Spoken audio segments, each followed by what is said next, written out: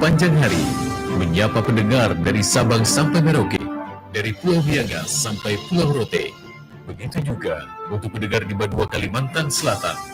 Mari kita jalin kebersamaan bersama program 1 Pusat Pemberdayaan Masyarakat di frekuensi 97,6 FM untuk Kota Banjarmasin, 99,8 FM untuk kawasan Kandangan, Kabupaten Hulu Sungai Selatan, 90,7 FM untuk Kota Ambuntai, Kabupaten Hulu Sungai Utara, 105,1 FM untuk Kota Tanjung, Kabupaten Tabalong, 93,1 FM untuk Kota Paringin, Kabupaten Balangan, serta 90,2 FM untuk Kabupaten Kota Baru dan sekitarnya.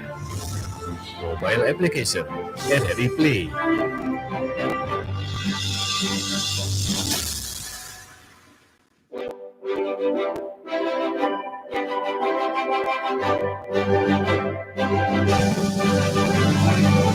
Pengumuman seleksi Dewan Direksi LPP RRI periode 2021-2026 diperpanjang.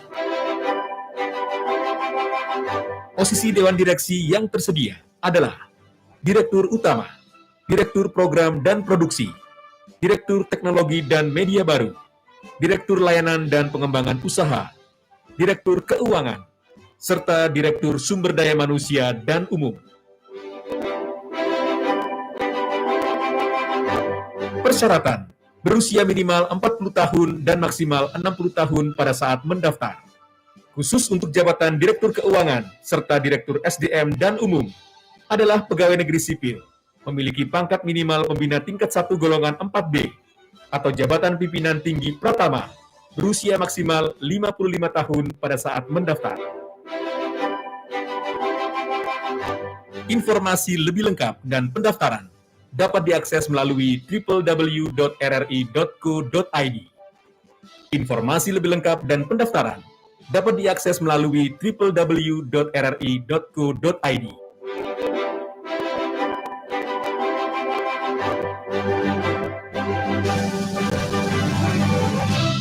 Pendaftaran online dan pengiriman berkas pendaftaran diperpanjang sampai hari Jumat, tanggal 19 November 2021, pukul 17 waktu Indonesia Barat.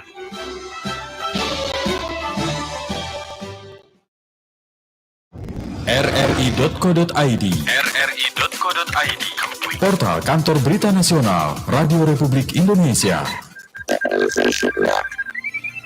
Berbagai berita terkini dari seluruh pelosok negeri dan dunia internasional, politik, hukum, sosial, budaya, ekonomi, olahraga, dan hiburan dari lebih 60 kota se-Indonesia dan perwakilan luar negeri.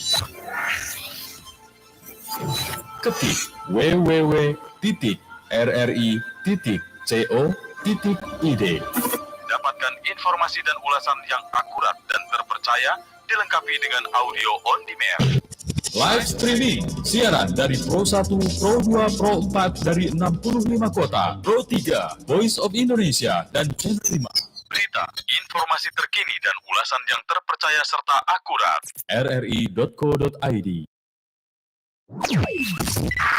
FM 97,6 MHz, Pro 1 RRI Banjarmasin, kanal inspirasi. Ngobrol sore Pro 1 FM. Assalamualaikum warahmatullahi wabarakatuh. Selamat sore pendengar, kembali bersama Aditya menemani Anda di Lintas Banjarmasin sore tentunya. Kali ini di Ngobrol Sore bersama dengan kantor pertanahan ya, atau Kantah. Kali ini bersama Kantah di Kabupaten Hulu Sungai Selatan, pendengar. Hulu Sungai Utara pada hari ini, pendengar ya. Nah, jadi untuk kesempatan sore hari ini kita akan membahas terkait tentang pendaftaran tanah sistematis lengkap berbasis partisipasi masyarakat atau PTSLPM ya, dalam rangka percepatan reforma agraria di Kabupaten Hulu Sungai Utara untuk kesempatan sore ini ya. Nah, beberapa minggu yang lalu bersama Aditya juga kita sudah ngobrol bersama Kantah dari Hulu Sungai Selatan ya, dari Kota Baru juga sudah ya, Batola juga sudah, dari Kabupaten Banjar juga sudah, dan kali ini bersama Kantah Kabupaten Hulu Sungai Utara. Nah, seperti kita tahu pendengar ya, bahwa di dialog sore kali ini, kayaknya kalau ngomongin dialog itu terlalu formal, kita lebih enak ngobrol sore saja Pak ya. Sore. Bincang sore, oke, di bincang sore kali ini ya.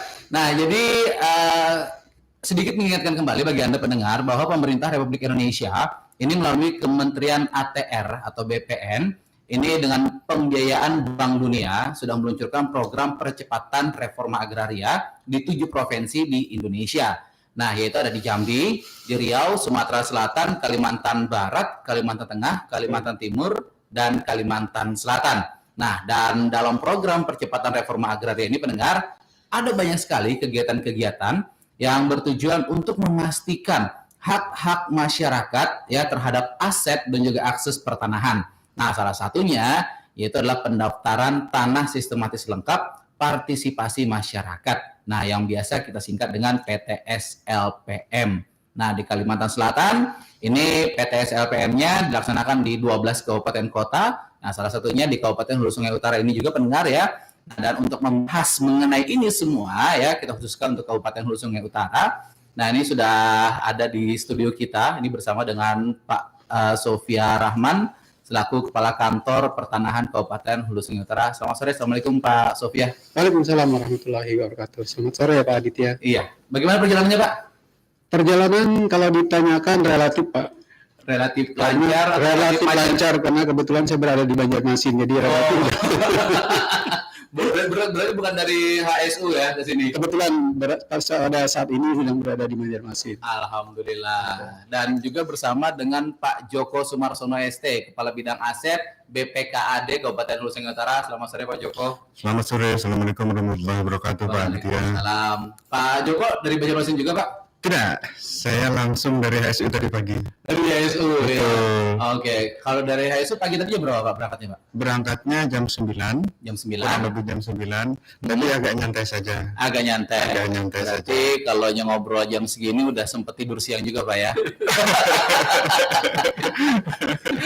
Oke, saudara pendengar juga nanti bersama dengan Pak Joko, bersama Pak Sofia, bagi Anda yang ingin bertanya atau ingin berdiskusi atau ingin ngobrol lah sama beliau berdua ini, kami buka 2 line telepon ya, nanti di 3251562 atau di 081151111410. Melalui pesan singkat WhatsApp juga kami buka, insya Allah nanti akan kami bacakan. Nah, untuk membuka ngobrol-ngobrol kita pagi hari ini, rasanya pagi ya, karena serasa dari pagi gini-gini aja nih cuacanya. Ini bersama Pak Sofia dulu Pak, ini untuk Kanta HSU Pak, untuk PTS-LPM ini berjalannya sudah berapa lama Pak? Baik, selamat sore dan saya ucapkan Assalamualaikum warahmatullahi wabarakatuh kepada pemirsa RRI Pro 1 Banjarmasin. Kami ingin menyampaikan informasi perkembangan PTS-LPM di Kabupaten Hulu Sungai Utara. Kami memulai kegiatan ini, kalau saya sependek pengetahuan saya, kontrak itu dilaksanakan di akhir Agustus. Jadi efektif kami mulai bekerja sejak November. Dan ini November kita, nanti Desember kita insya Allah menyelesaikan target yang dibebankan kepada kita sebanyak 10.000 bidang. Jadi untuk Hulu Sungai Utara, ini target 10.000 bidang Pak ya? Kalau target awal sebenarnya 44 bidang Pak. 44.000. Betul, 44.000 bidang, tetapi karena kita ada refocusing anggaran, kemudian target tersebut diturunkan menjadi 10.000. Sementara yang 10.000 itu untuk pihak ketiga, yang dilaksanakan oleh pengukuran oleh pihak ketiga, dan 4.000 yang dilaksanakan oleh aparat ASN, Kantor Pertanahan Hulu Sungai Utara sendiri, sebanyak 4.000 menjadi 1.500 bidang. Oke, jadi awalnya ditarget 44.000. Betul. Kemudian yang sudah dikerjakan oleh pihak ketiga ada 10.000. Betul, target 10.000 Pak. Oh, untuk target sampai akhir tahun ini memang 10.000. 10.000, tapi itu nanti multi years, nanti sisanya akan tetap diselesaikan. Diselesaikan. Betul. Oke, berarti ini kemungkinan dari 44 ini memang sudah berkurang Pak ya targetnya. Berkurang memang sudah pasti Pak. Oke, nah kalau untuk target 10.000 sampai November ini Pak, tanggal 16 ya hari ini ya. ini yang sudah terselesaikan pengukuran bidang tanahnya sudah berapa puluh ribu, Pak?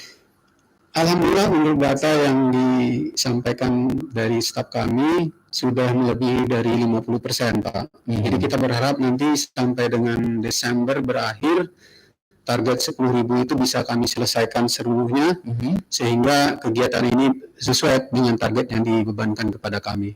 Oke, nah kalau diperkirakan sampai akhir Desember nih Pak, karena kan ini multi year ada untuk 10.000 bidang tanah ini, target kira-kira akan selesai sampai Desember ini 100%? Insya Allah Pak, insya Allah kita usahakan. Insya Allah Pak, ya. Okay. Karena kenapa Kak saya harus berbicara seperti itu? Karena kondisi Kabupaten Hulu Sungai Utara itu mungkin sebagian besar kalau orang Kalsel sudah mengetahui bagaimana kondisi alamnya. Sebab Kabupaten Hulu Sungai Utara itu hampir 100% wilayahnya adalah rawa. Dan kebetulan juga pada tahun ini kondisi cuaca tidak memungkinkan untuk melakukan kegiatan kita di luar. Dan air saat ini di Kabupaten Hulu Sungai Utara sedang tinggi-tingginya. Apalagi ini dalam beberapa menurut prediksi dari BMKG dalam beberapa hari ke depan ini hujan terus. Dan saat ini terbukti di daerah hulu sudah mulai banjir. Dan itu akan berpengaruh dengan kabupaten kami. Karena apa? Karena ketika kami mengukur, patok tidak akan terlihat, Pak. Patok yang kita pasang patok 2 meter, kita beli patok yang 2 meter, kemudian kita pasang, mungkin masuk 1 meter nggak kelihatan di air. Minimal mungkin kalau sekarang saat ini patok yang harus dibeli itu 4-5 meter lah. 6-7 meter supaya kelihatan patoknya untuk saat pengukuran. Berarti istilahnya memang karena hampir 100% rawa Pak ya. Betul. Ini otomatis hal-hal yang terkait pengukuran juga ada lebihan beban juga sepertinya. Betul Pak, itulah kondisi tempat kami selain cuaca, kemudian kondisi alam juga seperti itu. Nah dan juga mungkin pendengar sudah melihat juga di platform media sosial, terutama di Instagram juga yang video-video lagi viralnya ini, memang di daerah Hulu Sungai Utara ini genangan air cukup tinggi, itu hampir mencapai lutut orang dewasa, dan di beberapa titik juga dilaporkan ada yang sudah di atas lutut orang dewasa. Ini mudah-mudahan tidak seperti awal tahun kemarin lah intinya. Insya Allah Pak. Insya Allah ya. Amin. Nah kalau mengatasi Pak, terutama untuk kondisi alam, apakah untuk pemindaian tanah ini ada istilahnya teknik baru, misalnya menggunakan drone atau melalui udara Pak? Karena mungkin dilihat dari kondisi yang memang agak kurang memungkinkan kalau pengukuran menggunakan jalur darat. Betul Pak. Jadi memang walaupun kita menggunakan alat yang baru seperti drone untuk pengukurannya tetap tidak bisa Pak, karena kan harus ada titik patok yang harus terlihat oleh alat kita. Minimal ada kita sedikit keluar dari permukaan air, terlihat dari drone bisa bisa dimonitor dan bisa diukur, diambil titik koordinatnya. Ini istilahnya salah satu PR yang cukup besar juga nih buat Pak Sofia pendengar untuk pengukuran tanah, apalagi sampai Desember targetnya di 10.000, sedangkan ini sudah 16 November. Ini istilahnya 5.000 lebih ya untuk pengukuran tanah yang benar-benar sudah selesai Pak ya. Betul. Nah kalau kendala di lapangan sendiri Pak dari pihak ketiga, selain kondisi alam apa saja Pak yang mereka alami Pak? Jadi tadi selain kondisi alam, cuaca tadi kan, kemudian wilayahnya juga, geografisnya, faktor eksternal yang berpengaruh terhadap kegiatan ini adalah masyarakatnya itu sendiri. Kami mohon maaf nih kepada warga Kabupaten Hulu Sungai Utara. Kebetulan saya juga kelahiran sana, jadi harus menyampaikan ini. Kami melihat antusiasme masyarakat untuk mengikuti kegiatan ini kurang, Pak. Selain itu juga, selain anggota masyarakat, bahkan dari desa pun ada yang kurang begitu mendukung kegiatan ini. Dan ada beberapa desa yang sudah secara resmi sepertinya tidak akan ikut menolak istilahnya mengikuti kegiatan ini, entah mungkin karena alasan apa. Ya, alasan yang pertama tadi mereka katanya nggak bisa mengukur Pak, tidak bisa mengikuti pengukuran pada saat pengukuran itu karena kalau mengukur di Kabupaten Hulu Sungai Utara, kita harus tahu sendiri kalau dalam keadaan air seperti ini, kalau umpamanya walaupun patok bisa dipasang, harus menggunakan alat transportasi. Air juga Pak. Iya, air juga Air, seperti kalau tempat kita jukung ya, Mhm. atau kelotok atau speedboat. Mhm. Nah ini ya Pak kendalanya di tempat kami. Kalau dari pihak ketiga, mereka komitmen untuk melaksanakan kegiatan tersebut sesuai dengan target yang dibebankan kepada mereka 40.000 karena mereka sebagai pemenang lelang punya kontrak untuk menyelesaikan permasalahan pengukuran di tempat kami itu sebanyak 40.000. Mereka artinya secara fisik, secara tim juga mereka sudah siap untuk melaksanakan kegiatan tersebut. Tapi begitu mereka datang ke Lokasi. kalau ke Kabupaten Hulu Sungai Utara, berapa kali koordinasi dengan kami, mereka akhirnya mengeluh juga.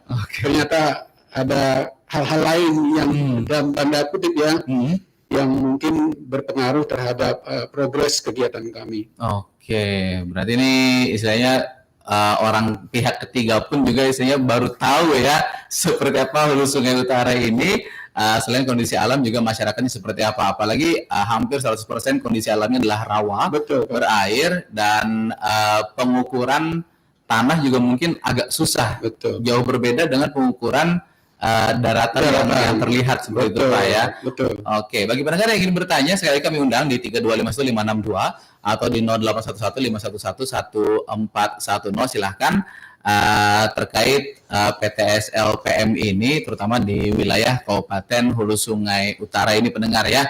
Nah, kita menuju Pak Joko Pak ya. Siap. Siap ya. Dan tadi ini Pak Sofia ini sempat mengatakan ada beberapa kendala Pak dari masyarakat. Nah, dari pihak Pemda sendiri bagaimana Pak? Baik. Assalamualaikum warahmatullahi wabarakatuh. Pendengar Pro 1 RRI Banjarmasin, selamat sore, salam sejahtera untuk kita semua. HSU mantap. Karena kami terus terang Pak, kami itu punya slogan HSU mantap. Mantap. Ya, HSU mantap itu merupakan kepanjangan dari kependekan dari maju, mandiri, sejahtera, agamis, dan produktif. Maka setiap kali sambutan, pimpinan kami Pak Bupati selalu menyampaikan HSU mantap, dan ditutup dengan amin. Amin. Baik, kita lanjut ke pertanyaan Pak Aditya tadi. Kalau pemerintah daerah Pak, sebenarnya dengan adanya program dari pemerintah yang dilaksanakan oleh Kantor Pertanahan Kabupaten Hulu Sungai Utara, BTSL ini, pemerintah sebenarnya mendukung Pak, sangat mendukung. Karena apa? Karena ini akan memberikan kepastian hukum kepada masyarakat yang menguasai tanah. Harapan kita seperti itu. Jadi besar harapan kita kalau misalkan nanti suatu saat masyarakat itu sudah pada punya sertifikat, kan aman dia ya, aman. Dan yang kami sudah upayakan nih, karena memang kami koordinasi dengan Kantor Pertanahan itu intens gitu ya, apalagi terkait dengan percepatan penyelesaian pensertifikatan tanah milik Pemda yang didorong oleh Komisi Pemberantasan Korupsi melalui Korsubgahnya. Setiap kali ada masalah kita coba mengkoordinasikan, dan begitu juga dengan Kantor Pertanahan kita juga koordinasi. Seperti yang kemarin terakhir sama-sama ada beberapa desa yang pencapaian targetnya masih belum memadai. Kita panggil semua kepala desanya, kita kumpulkan di kantor Kecamatan Sungai Tabukan Bapak ya. Kita koordinasikan di situ, kita menyusun penjadwalan kembali pengukuran tanah, dan alhamdulillah, tapi itu kembali ke asalnya Pak. Memang kondisi kita ini cukup lumayan berat ya. Kami pun pada saat mengukur tanah Pemda, bekerja sama dengan teman-teman petugas ukur dari Kantor Pertanahan, tidak sedikit tanah-tanah Pemda itu yang tingginya itu kalau saya berdiri bisa tenggelam. Waduh. Tenggelam. Oke. Karena musimnya memang gitu ya. Walaupun musim kemarau pun juga berair. Gitu. Lalu satu-satunya jalan yang kami tempuh saat itu itu adalah meminta apakah itu pihak sekolah atau apa yang kebetulan kami ukur menyediakan satu perahu kecil dan satu orang tenaga. Ya, jadi mau nggak mau Pak, kita cari patoknya di bawah karena prinsipnya pengukuran tanah itu adalah jangan sampai kita mengambil tanah masyarakat, tetapi tolong masyarakat juga demikian gitu. Nah, mungkin itu dulu. Jadi intinya kita oke lah kalau teman-teman BPN ngerjain program PTSL kita support banget. Mungkin demikian Pak Adit ya. Oke, ini cukup menarik. Sebenarnya di kepala saya masih ada pertanyaan lagi Pak. Siap. Terkait masalah susahnya pengukuran tanah di daerah berair rawa ini. Tapi sebelumnya pendengar kita break sejenak dan selanjutnya akan kembali lagi di Ngobrol Sore Itu bersama kami di Pro 1 Kanal Inspirasi.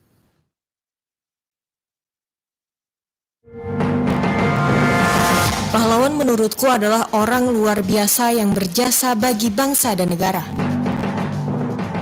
Pahlawan menurutku adalah mereka yang berusaha semampunya, sesuai kapasitas dan porsinya, untuk menjadi berguna bagi orang lain di sekitarnya. Pahlawan bagiku adalah orang yang selalu ada dan bisa menolong kapanpun dan dimanapun. Semua bisa menjadi pahlawan. Pahlawanku, inspirasiku.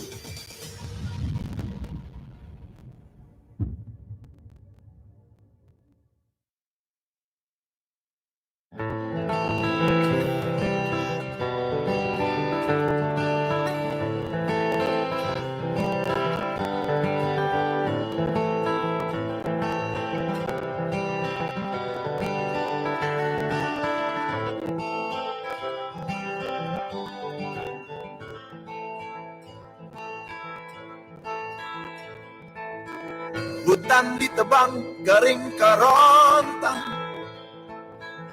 hutan ditebang banjir datang, hutan ditebang penyakit meradang, hutan-hutan ku hilang, anak negeri bernasib malang, hutan-hutan ku hilang, bangsa ini tenggelam.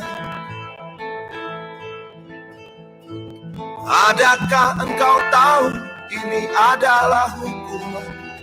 Adakah engkau tahu ini adalah peringatan? Adakah engkau tahu ini adalah ancaman? Adakah engkau tahu ini adalah ujian Tuhan?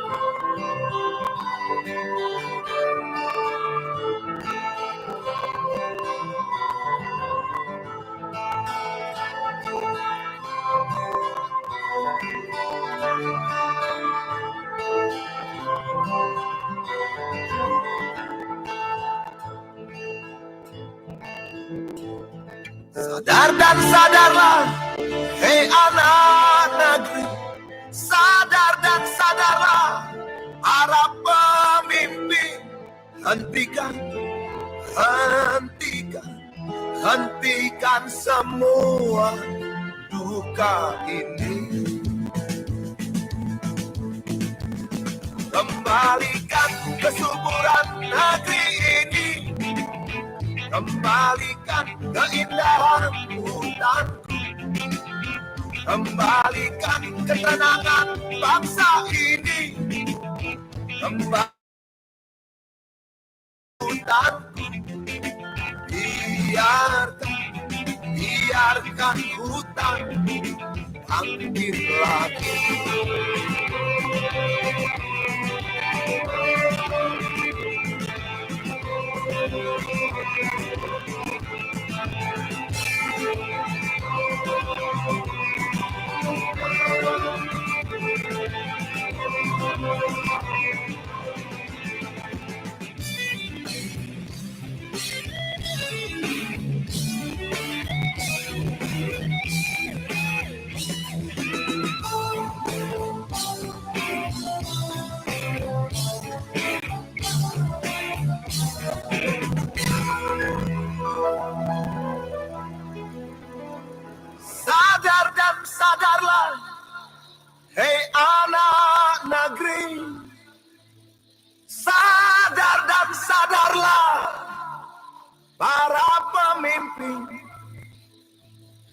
Hentikan, hentikan, hentikan semua duka ini.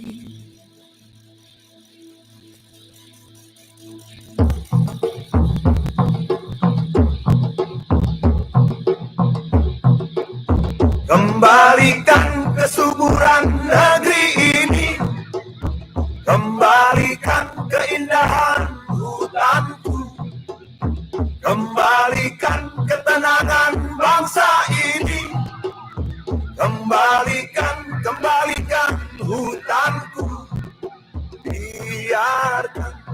biarkan hutanku bangkit lagi. Kembalikan kesuburan negeri ini, kembalikan keindahan hutanku, kembalikan ketenangan bangsa ini, kembalikan hutanku, biarkan hutanku bangkit lagi. Biarkan hutan bangkit lagi. Biarkan hutan bangkit lagi. Biarkan hutan bangkit lagi.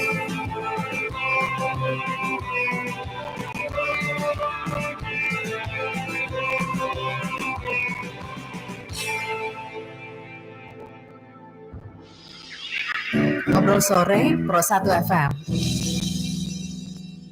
Pro 1 Kendala Inspirasi pendengar masih menemani Anda di Ngobrol Sore ya. Dan kita masih ngobrol-ngobrol bersama Kanta Hulu Sungai Utara. Namun sebelumnya kita dengarkan informasi terkini pendengar terkait perkembangan jalan di Kota Banjarmasin yang disampaikan oleh Surya Permana. Surya, silakan. Ya, Bung Adit, jadi memang dalam beberapa hari terakhir ini proyek pengaspalan jalan untuk kawasan Ayani itu terus berlangsung. Walaupun dengan kondisi hujan, mereka tetap melakukan pengaspalan. Jadi dari batas kota, khususnya yang dari menuju dalam kota, dari batas kota hingga memasuki flyover ya, jembatan flyover, itu kondisi jalannya sudah mulus baik secara keseluruhan.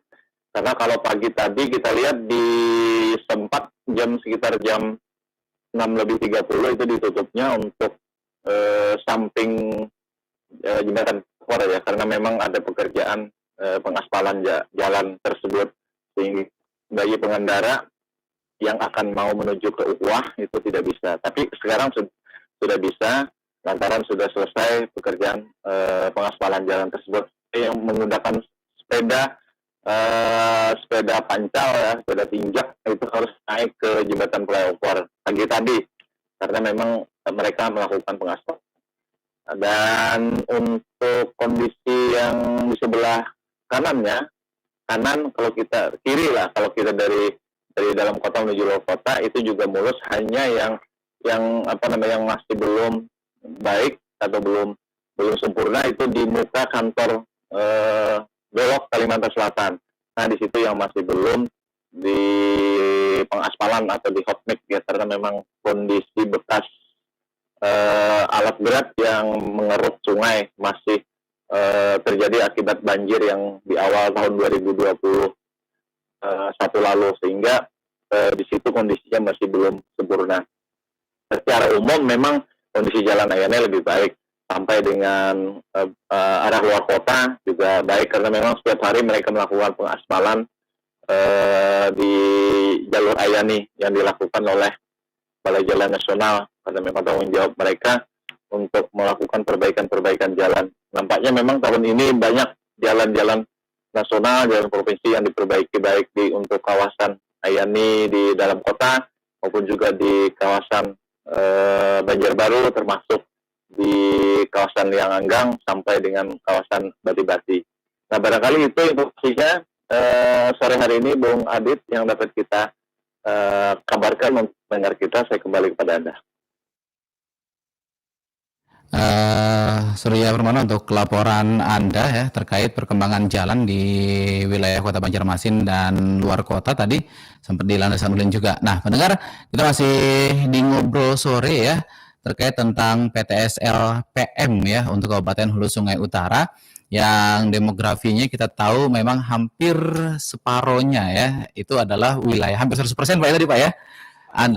Hampir 100% wilayahnya adalah wilayah rawa ya. Oke, ini Pak Sofi mungkin mikrofonnya bisa diangkat sedikit Pak, biar suaranya lebih bisa kedengaran Pak. Oke ya. Nah, ini setelah tadi sempat riset Pak, cek di internet wilayah hampir 100% rawa ini dan berair ini untuk penghitungan wilayah kota dan kabupatennya mungkin beberapa sudah selesai dong Pak ya? Maksudnya penghitungan sertifikat tanahnya ini tadi. Kalau yang ditanyakan mengenai berapa tanah yang sudah terdaftar di tempat kami, bisa kami informasikan bahwa menurut estimasi nih Pak ya, menurut estimasi kami di Kabupaten Hulu Sungai Utara itu ada sekitar kurang lebih 140.000 bidang tanah. Itu estimasi kami sementara. Sementara yang sudah terdaftar di kantor pertanahan Kabupaten Hulu Sungai Utara itu baru sekitar 46.000, lebih dari 46.000. Jadi masih sekitar 100.000 bidang yang harus kami selesaikan untuk kami daftarkan, kami ukur dan juga kami daftarkan tanahnya. Waduh, ini PR berat juga masih Pak ya. Betul Pak. Jadi memang dengan perhitungan tadi setiap tahun kami harus menyelesaikan 40.000 bidang, maka sesuai dengan target pemerintah pusat tahun 2024 itu seluruh wilayah seluruh bidang tanah yang ada di wilayah Kabupaten Hulu Sungai Utara dan seluruh Indonesia itu sudah harus terpetakan semua. Harus terpetakan semua. Jadi ini target masih ada 2024 tadi Pak ya? Sampai dengan 2024 kita diberikan target untuk menyelesaikan itu semua. Masih ada 2 tahun lagi. Tapi sebenarnya setahun ke depan kayaknya sudah selesai deh Pak. Amin. Insya Allah Pak, insya Allah Pak. Amin. Kalau nggak kiamat Pak ya besok ya.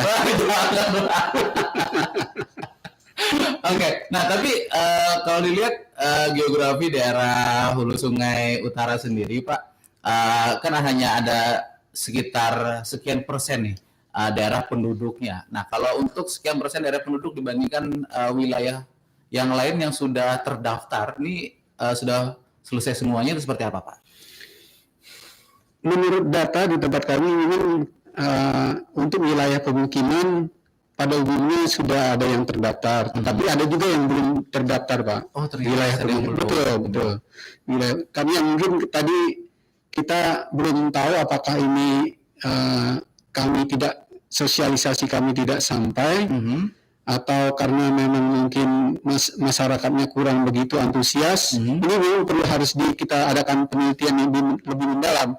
Kenapa begitu rendah capaian pendaftaran tanah di tempat kami, padahal kan pendaftaran tanah ini dimulai sejak tahun 61 dengan PP 10 tahun 61 itu sudah mulai pendaftaran tanah. Dulu namanya Prona kan? Prona ya. Nah sekarang diganti menjadi namanya PTSL. Hampir sama, tapi kalau Prona itu kegiatannya sporadis, tapi kalau PTSL itu kegiatannya secara sistematis, di mana satu desa itu diukur semua, kemudian didaftarkan dan selanjutnya diterbitkan sertifikat. Oke, ini kalau kurang atau rendahnya antusias masyarakat nih, kita langsung ke Pak Joko deh Pak.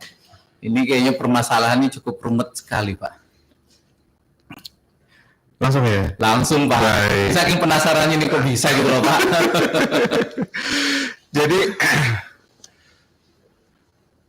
sebenarnya ada masyarakat yang seneng ya Pak. Oke, tapi mohon maaf Pak Joko, saya motor sedikit nggak apa-apa Pak ya? Siap. Oke, ini ada yang nelfon dulu Pak, takutnya dia kabur Pak. Baik, silakan. Oke, kita terima bersama Pak Suryani Hair. Selamat sore Pak Suryani. Selamat sore Mas Farid. Baik, silakan langsung Pak Suryani. Halo Bang Suryani. Halo ya. Baik, silakan. Itu kita kan bisa membayangkan gitu ya. Halo Pak Suryani. Terputus. Baik. Ya. Halo? Agak putus-putus nih kalau ini. Kita mendengarkan paparan narasumber. Oke, terputus, hilang suaranya. Oke, baik, mungkin bisa dicoba kembali Pak Surya Hair ya. Ini tadi suaranya agak putus-putus, jadi kita kurang jelas untuk mendengar. Baik, silakan Pak Joko. Baik, kita lanjut dulu. Ya.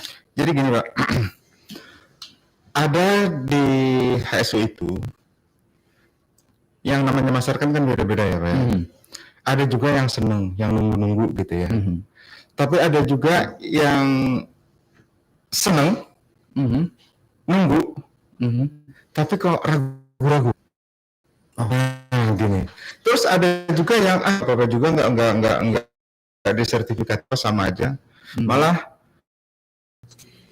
mungkin seperti ini informasi-informasi terkait dengan apa sih untungnya kalau tanah disertifikatkan, kayak apa sih program PTSL ini,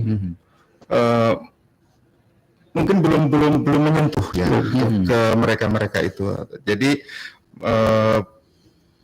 masih ada kurang-kurangnya gitu loh. Nah, padahal setahu kami informasi ini sudah luas gitu loh, sudah luas, rata-rata orang tahu. Ada juga masyarakatnya pengen, tetapi di desa lain, Pak, desa sini belum dapat giliran. Nah ini mudah-mudahan di masa-masa yang akan datang yang ini yang akan kita prioritaskan, diprioritaskan oleh kantor pertanahan. Yang jelas sayangnya desa yang memohon itu tidak banyaknya itu kan kalau misalkan kantor pertanahan pengennya sekian ratus gitu ya. Kalau desa itu pengen tapi jumlahnya cuma sekian. 1 atau 2. Nah, ini yang perlu kita kejar nih. Makanya ini tantangan berat. Jadi menurut kami memang kalau kantor pertanahan aja yang kerja nggak bisa Pak. Kantor pertanahan yang kerja sendiri dia nggak bisa. Dia harus disupport oleh aparat setempat, baik itu camat, baik itu kepala desa, harus mengerahkan tenaganya. Nah berikutnya masyarakat itu juga di tempat kita itu religiusnya kan tinggi ya. Mereka kalau misalkan tanah ini waris, yang punya itu banyak. Nah, kalau disertifikatin atas nama siapa nih? Kan kadang-kadang so bingung juga. Nah, perlu waktu mereka untuk menyelesaikan. Kata yang satu, udah nggak usah, itu tunggu haul aja deh, kita kelola sama-sama. Nah, ini kalau disertifikat satu orang kan, tapi ini tidak banyak ya, ini tidak banyak. Dan ada juga yang macam-macam lah masalah-masalah yang di pertanahan, ada yang patok batasnya dengan sebelah menyebelah nggak beres, macam-macam seperti itu. Tapi yang jelas kami percaya bahwa kita ini tetap harus kerja gitu loh. Kita harus kerja, harus maksimal, harus semangat. Ya kendalanya itu tadi, kondisi wilayah, keterbatasan sumber daya manusia, cuaca. Karena terus terang pada saat kami mengukur tanah Pemda pun tidak jarang. Pada saat asik-asik ngukur hujan, atau kadang pada asik-asik ngukur panas sekali. Demikian Pak Aditya. Kita terima pendapat dulu Pak Joko ya. Siap. Baik. Halo, selamat sore Bung Suryani. Halo, selamat sore. Selamat sore Mbak Jen. Baik, silakan. Jadi kalau kita mendengarkan gambaran yang disampaikan oleh narasumber ini, tentu ada sisi membangun kesadaran masyarakat. Ketika tadi ada statement bahwa masyarakat masih merasakan kadang mungkin banyak faktor yang pernah dilihat gitu ya. Mungkin pengalaman masa lalu gitu kan, betapa sulitnya masyarakat mengakses layanan sertifikasi hak atas tanah misalnya seperti itu. Kemudian juga hari ini di tengah situasi pandemi ada program yang namanya PTSL. Mereka kan belum merata nih pengetahuan apakah PTSL yang berbayar, gratis, kemudian bagaimana proses-prosesnya, apakah tahun ini disertifikasi atau tahun depan. Ini kan yang belum merata diketahui oleh masyarakat gitu kan. Nah kemudian kalau kita melihat dari sisi wilayah Hulu Sungai Petare itu sendiri tentu harus dipetakan gitu kan, mana yang daerah daratan, mana daerah rawa gitu kan. Nah kalau daerah daratan mungkin kita yakin lah kawan-kawan pelaksana program PTS ini bisa terpenuhi semua itu 100%. Tapi tadi ada persoalan di kawasan rawa gitu. Nah kawasan rawa ini kan tinggal meyakinkan pada para pemilik rawanya ini gitu kan, sampai di mana batas-batasnya. Saya kira juga tidak menjadi persoalan. Kalau urusan bercampur ke banyu itu teknis saja lah yang bisa kita siasati gitu kan. Kalau ada gudang ada akar pun jadi gitu kan bisa dilakukan seperti itu. Jangan sampai ada alasan begitu kondisi alam di hulu sungai seperti itu lalu menjadi alasan tidak tercapainya target yang diinginkan gitu. Saya kira ini menjadi persoalan yang perlu menjadi perhatian kita bersama gitu. Nah kemudian sisi lain adalah dukungan pemerintah lokal setempat, pemerintah daerah, lurah, desa, kemudian kecamatan bisa juga ini dikolaborasikan di dalam program ini. Jangan-jangan di dalam program ini hanya sebatas langsung dari BPN, kemudian ada tim langsung ke lapangan tanpa ada sinergitas atau koordinasi yang lebih stabil gitu kan dalam mensukseskan program ini untuk tahun ini. Nah kalau ada pikiran depan berat gitu kan yang melemahkan untuk program-program ini gitu. Saya sih bahwa kalau bisa dikerjakan sekarang, kenapa harus dilakukan? Kalau tidak bisa dilakukan, kenapa juga harus kita memakai yang bisa kita miliki? Indonesia terakhir menjadi catatan bagi kita saat diskusi kita pada sore nomor hadis ya. Saya kira terima kasih. Mohon maaf kalau ada hal yang kurang berkenan. Assalamualaikum warahmatullahi wabarakatuh. Waalaikumsalam warahmatullahi wabarakatuh. Oke, ini ada sekitar 3 poin yang mungkin bisa saya tangkap apa yang disampaikan oleh Bung Suryani tadi ya. Ini terkait sisi membangun kesadaran masyarakat ya. Ini bagaimana istilahnya sosialisasi baik dari Pemda atau dari Kantah sendiri kepada masyarakat. Kenapa sampai masyarakat ini sudah sekian lama berjalan program ini kok masih gitu-gitu aja? Apakah kurang gencar atau seperti apa? Kita tidak tahu seperti apa prosesi di lapangan, Pak ya. Ini mau Pak Joko dulu yang jawab untuk poin. Baik, ada yang bergabung kembali. Kita coba terima dulu dari Rian Maulana. Baik, selamat sore Bang Rian. Halo, selamat sore. Assalamualaikum. Waalaikumsalam warahmatullahi wabarakatuh. Ya, Silakan Bang Rian. kita tanyakan begini, sertifikat itu kan hilang, mungkin hilang. Tapi waktu terjadi kebakaran kemarin itu bisa juga terbakar. Nah, yang kita tanyakan fotokopinya itu kita nggak ada. Sedangkan syaratnya itu katanya harus lapor ke polisian, juga untuk disiarkan mungkin di media. Baru nanti dirujuk ke kepolisian untuk ke Badan Pertanahan. Yang jadi pertanyaan, kalau hilangnya itu nggak ada sertifikat fotokopinya gimana kalau bikin sertifikat baru itu gitu. Itu aja. Assalamualaikum warahmatullahi wabarakatuh. Waalaikumsalam warahmatullahi wabarakatuh. Ini berarti ranahnya nanti kepada Pak Sofia ya. Oke, ini kita ke pertanyaan Pak Suryani dulu nih. Ini siapa yang mau jawab dulu nih? Dari Pak Joko atau Pak? Boleh, saya dulu pertama nanti Pak Joko nambahkan Pak Joko. Siap Pak, siap. Pak Suryani, terima kasih banyak, luar biasa Bapak memperhatikan acara ini. Kami sangat berterima kasih atas masukan dari Bapak. Apa yang Bapak sampaikan tadi memang betul Pak. Beberapa kendala di tempat kami menyebabkan kegiatan kami ikut terkendala juga. Salah satunya Bapak tadi mengatakan pengalaman masa lalu. Mungkin Bapak juga pernah mengalami hal yang seperti itu. Tetapi sekarang Bapak kantor pertanahan yang di kantor pertanahan baik kabupaten atau kota di seluruh Indonesia sekarang sudah berubah Pak. Jadi kita sekarang layanan kita karena kita punya moto layanan melayani profesional dan terpercaya, kita ingin memberikan pelayanan yang sebaik-baiknya kepada masyarakat, menghilangkan image masa lalu yang negatif tentang berurusan di kantor pertanahan.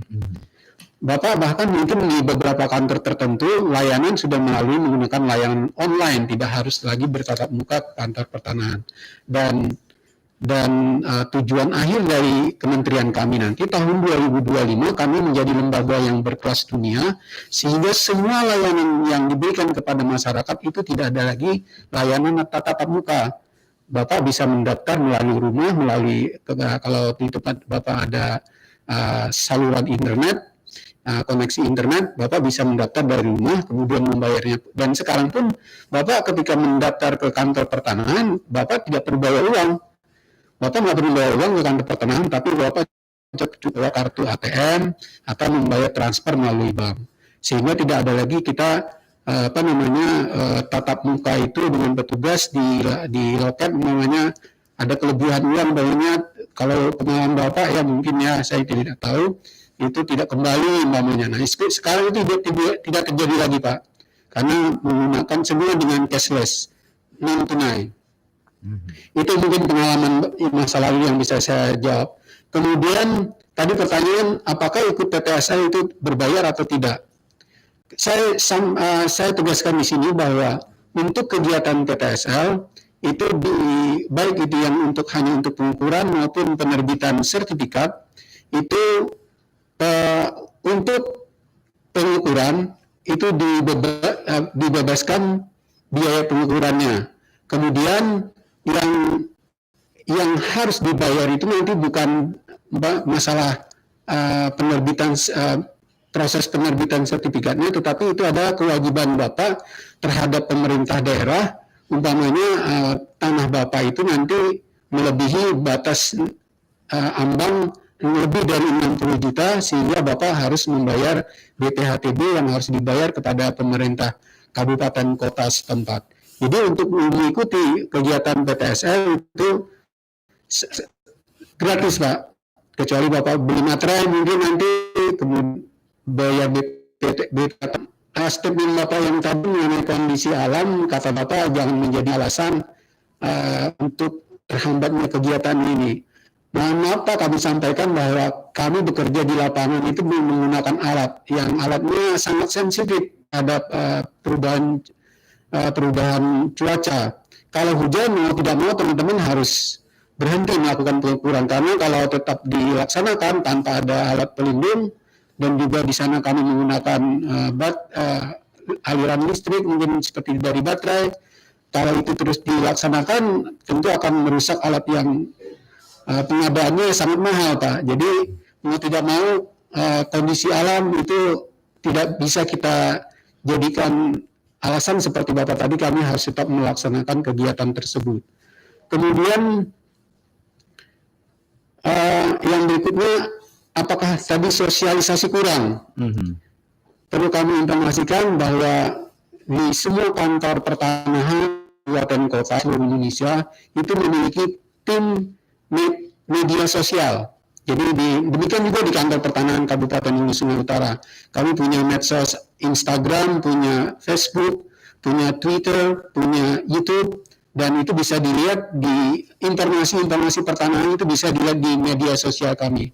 Bahkan kami juga hampir seluruh kantor memerintahkan stafnya untuk hampir setiap hari untuk menginformasikan kepada masyarakat apabila ada kegiatan-kegiatan pertanahan yang harus mungkin diterima masyarakat, yang mungkin harus diketahui masyarakat. Bahkan kami juga pernah harus membayar sosialita yang dia punya banyak follower untuk mensosialisasikan kegiatan kami. Nah inilah bentuk dari wujud dari kepedulian kami terhadap penyuluhan atau sosialisasi terhadap kegiatan kami. Jadi di setiap kantor pertanahan itu pasti ada tim medsosnya, dan di dalam DIPA pun dianggarkan untuk kegiatan tersebut. Mungkin seperti itu Pak jawaban dari saya. Selanjutnya mungkin Pak Joko bisa menambahkan untuk yang pertanyaan Pak Haji Suryani. Terima kasih Pak Suryani. Oke, silakan Pak Joko. Baik, terima kasih. Pak Haji Suryani, makasih banyak nih. Tadi kasih masukan sekaligus juga tantangan buat kita ya. Artinya kita melihat ini, informasi yang beliau sampaikan itu, inilah suara yang ada di luar. Gitu kan, inilah suara masyarakat. Suara masyarakat harus kita dengar. Tapi yang jelas, sebagaimana disampaikan oleh Pak Kepala Pertanahan tadi, bahwa kita sudah berupaya. Kita sudah berupaya maksimal kita juga memperhatikan kondisi pertimbangan-pertimbangan seperti alat kondisinya kayak gini, cuaca kondisinya kayak gini.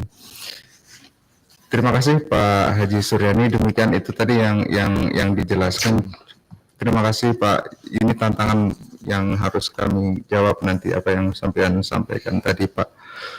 Oke. Ya, Ini pertanyaan di kepasnya sudah banyak sebenarnya Pak. Iya Pak, silakan. Saya mau nanya lagi sebenarnya, cuma ada satu pertanyaan lagi dari Pak Rian, atau mungkin kalau untuk yang ingin menelpon mohon maaf ya, ini kita sudah 52 menit, waktu kita sudah sangat terbatas. Baik. Ini ada satu pertanyaan dari Pak Rian tadi Pak, kalau sertifikat hilang untuk bikin sertifikat baru seperti apa nih Pak? Baik, terima kasih. Pak Rian, terima kasih Pak Rian sudah berpartisipasi dalam acara ini. Kami ingin menyampaikan informasi kepada Bapak, mungkin permasalahan ini Pak Rian alami sendiri.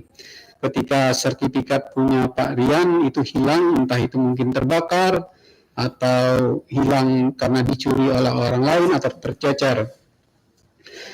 Memang prosedur di tempat kami untuk menerbitkan sertifikat pengganti, itu adalah yang pertama yang bersangkutan harus melaporkan ke kantor polisi setempat bahwa dia kehilangan sesuatu. Kemudian dia dengan bekal itu datang ke kantor pertanahan untuk minta dibuatkan sertifikat pengganti. Permasalahannya adalah Pak Rian tadi bilang menyatakan bahwa beliau tidak memiliki satu lembar pun fotokopi sertifikat sebagai bukti sertifikat itu ada dulu pernah di tangan beliau, dan akan kesulitan umpamanya menemukan fotokopi sertifikat tersebut. Sebenarnya permasalahan hilang itu relatif Pak susahnya. Kalau di wilayah-wilayah yang sudah terukur, yang sudah terdaftar, mungkin di sana sudah banyak terbit sertifikat, Bapak mungkin bisa minta bantuan dengan tetangga Bapak yang juga memiliki sertifikat, minta fotokopinya, karena dari fotokopi sertifikat tetangga Bapak itu bisa kami lacak posisi nomor punya Bapak. Asalkan memang posisi lokasi tanah Bapak itu memang Bapak kuasai, tidak ada sengketa dengan pihak lain, sehingga Bapak bisa dengan mudah minta bantuan jiran Bapak, minta fotokopi sertifikat jiran, dan kami akan melacak di peta pendaftaran kami. Saya kira itu permasalahan teknis yang mungkin bisa dengan berbagai cara bisa kita lakukan. Yang jadi permasalahan tadi yang berikutnya ketika Bapak melapor ke kantor polisi. Sekarang di kantor polisi memang agak susah untuk melaporkan sertifikat hilang, karena mungkin beberapa kali pengalaman orang bilang bahwa sertifikat dia hilang, dilaporkan ke polisi, polisi menerbitkan surat berita acara kehilangan. Tapi ternyata sertifikat tersebut tidak hilang.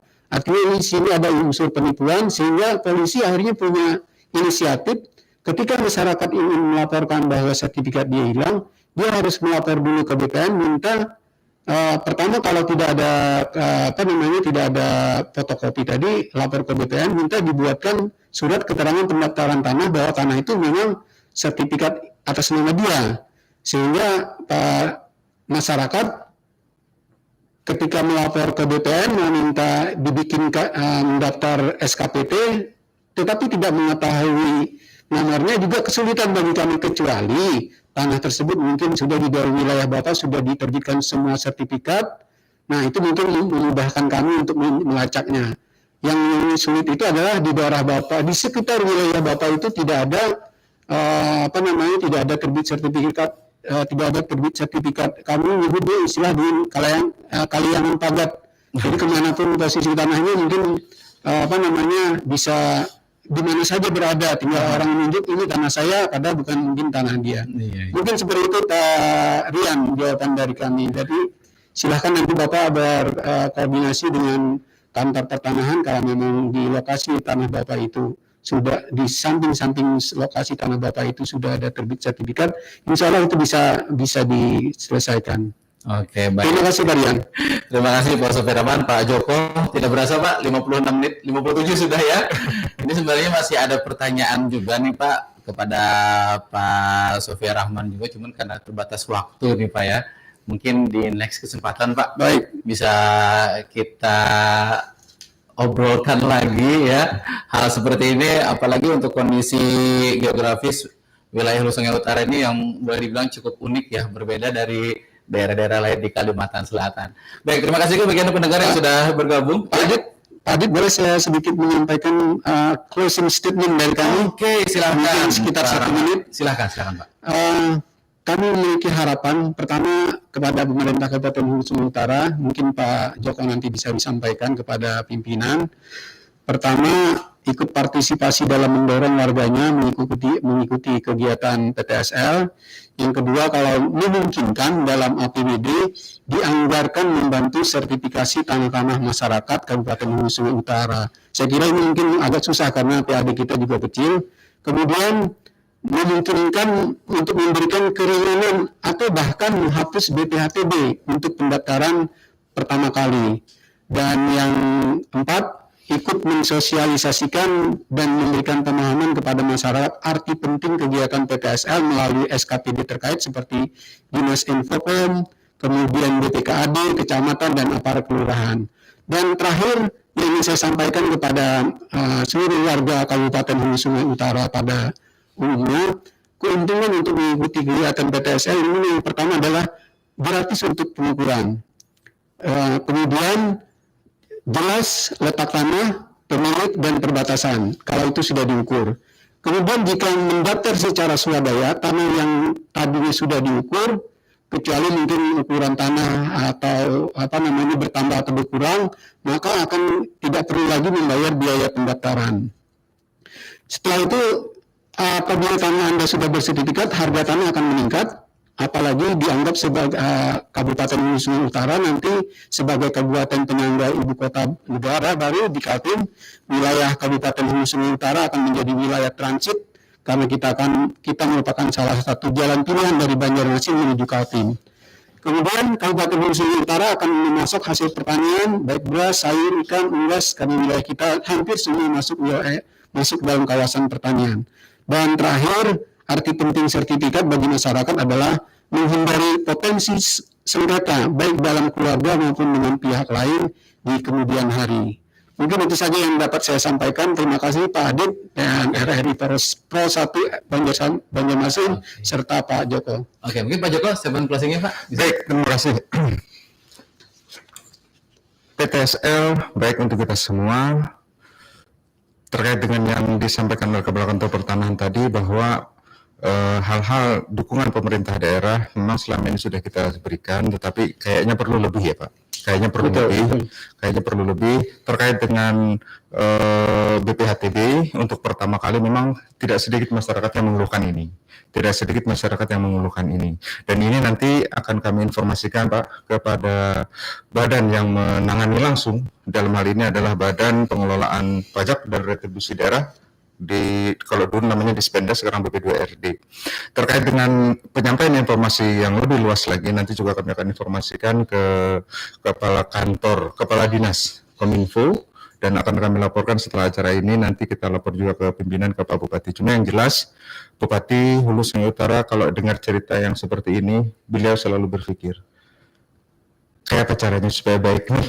Iya, kayak apa caranya supaya baik? HSU, mantap. Amin ya. Amin. Oke, baik pendengar, demikian perjumpaan kita di Ngobrol Sore ya bersama Kantor Pertanahan wilayah Kabupaten Hulu Sungai Utara, dan tepat pukul 17 sekarang kita ikuti Lintas Banjar Nusantara.